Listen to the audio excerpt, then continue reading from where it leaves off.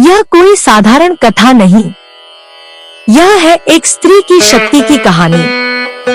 यह है उस भक्ति की गाथा जिसने मौत को भी हरा दिया।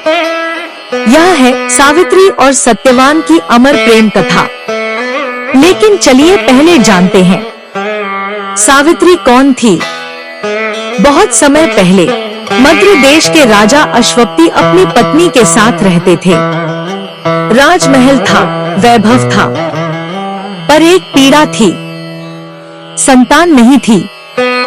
राजा ने 18 वर्षों तक भगवती सावित्री की कठोर तपस्या की। अंततः देवी प्रकट हुई और वरदान दिया, राजन, तुम्हारे घर एक दिव्य कन्या का जन्म होगा। वो तेजस्विनी होगी और उसकी कथा युगों युगों तक याद रखी जाएगी। और कुछ समय बाद राजमहल में एक कन्या का जन्म हुआ। उसका नाम रखा गया सावित्री। वह बचपन से ही असाधारण थी। उसकी आंखों में तेज था, चाल में शालीनता थी और वाणी में विनम्रता।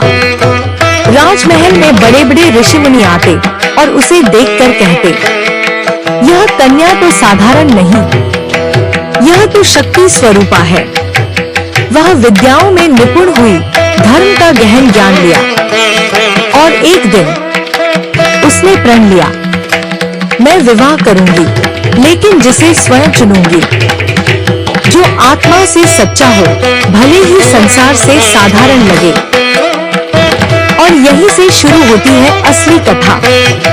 अगली कड़ी में जानिए सावित्री की उस एक भेंट के बारे में जिसने उसका जीवन बदल दिया। जुड़े रहिए भक्ति शहर के साथ। अगला भाग जल्द ही।